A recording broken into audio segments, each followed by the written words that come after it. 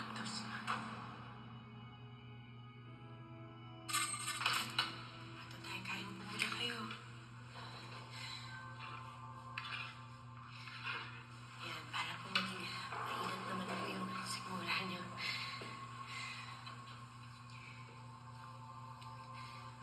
Ito tayo. Pasensya na po kayo, ha? Natatagalan po tayo dito. Nahihirapan na po kasi sila. Kasi may pruweba daw po. Nakasama kayo dun sa drug operation.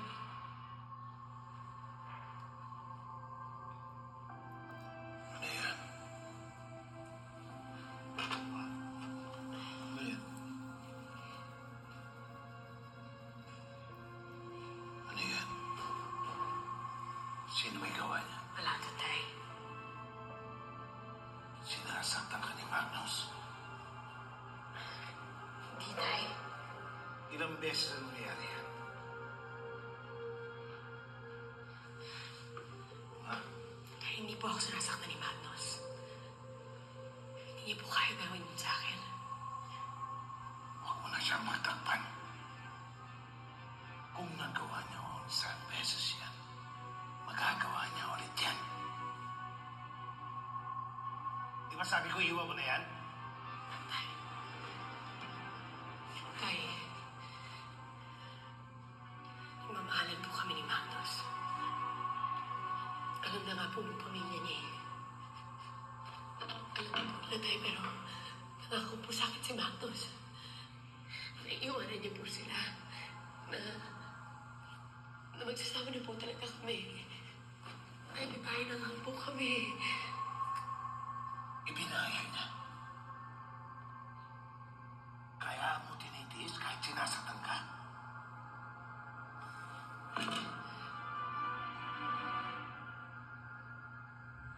Umanda ang Magnus na yan. Oras na makalabas ako rito. Tay, patawarin niyo ako. Hindi ako nakinig sa inyo. Tama po kayo. Hindi nga iniwan ni Magnus yung pamilya niya para sa akin.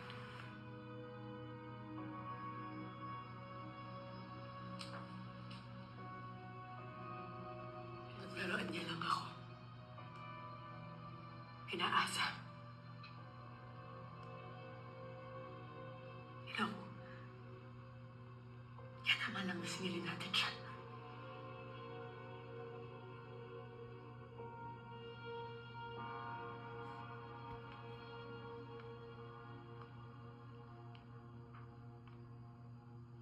Sisingilin ko naman talaga si Magnus. Sa ngayon, kailangan ko ulit yung anak niya.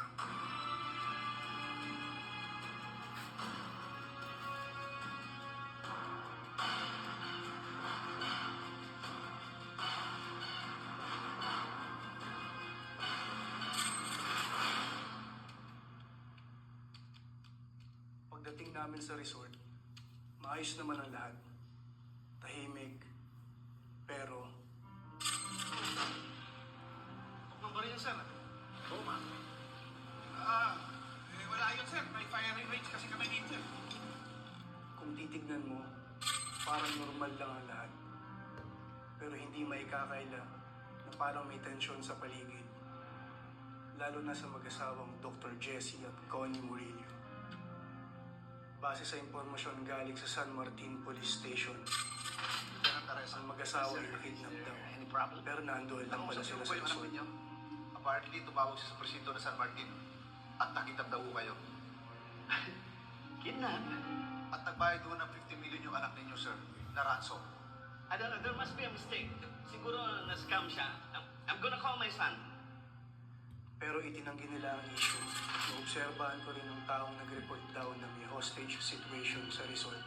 Ito ang anak ng may-ari ng La Playa Roja, na si Liam Roja, na parang kakaiba rin ng kinikilos, tulad ng ibang mga guests sa resort. Sorry, sir. Palipalan tayo. Okay lang? Well done kasi yung serve sa akin. Sabi ko naman dito kay Chef Iya, I like my meat rare. yung madugo. Riaso, Sir, nasaan ang report ng inspection ninyo sa Laplayan? hindi pa tapos, sir. Bakit hindi pa? Eh, ang ilalagay mo lang naman, walang anomalya. Kung hindi ka kasi sumipsip kay Major, edi sana di tayo naabala ngayon. Nagpadala pa tayo ng speedboat, sinasayang oras at resources ng pulisya. Ginagawa ko lang yung trabaho. Yun ang punto ko. Gawin mo trabaho mo. Do I make myself clear? Yes, sir.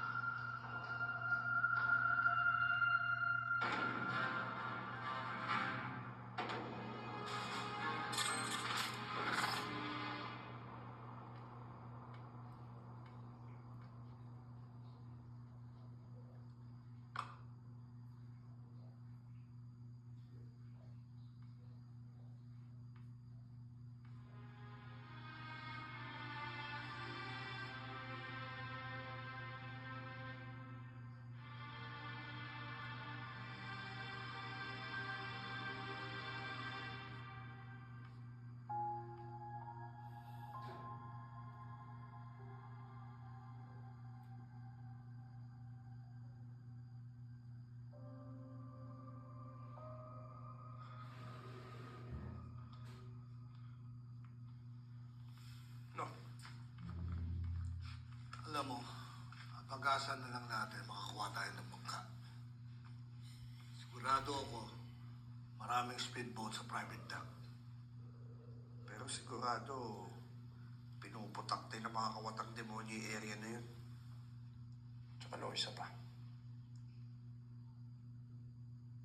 Masyadong mahina pa si nanay. Para subukan natin pumunta sa private dock.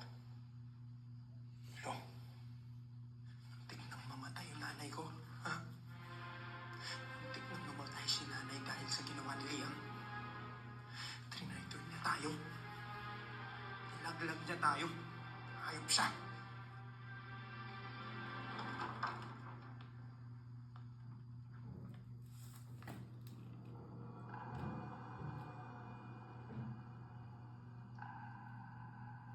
Kaibigan mo si Olsen, di ba? Oo o hindi? Oo. Pero tinaidol mo siya.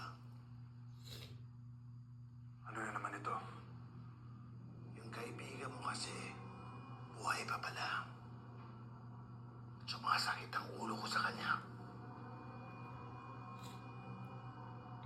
Ikaw nang turo sa akin kung saan ang lungga niya. Gagamitin ulit kita para mapalabas siya sa bago niyang lungga. Tignan ko lang kung matiis ka ng kaibigan mo.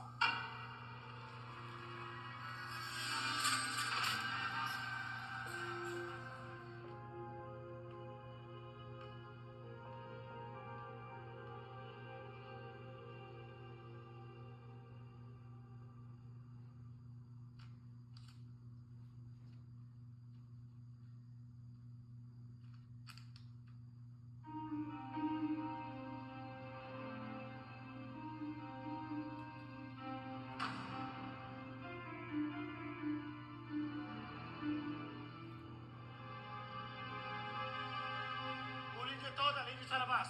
Oh, hindi! Hey!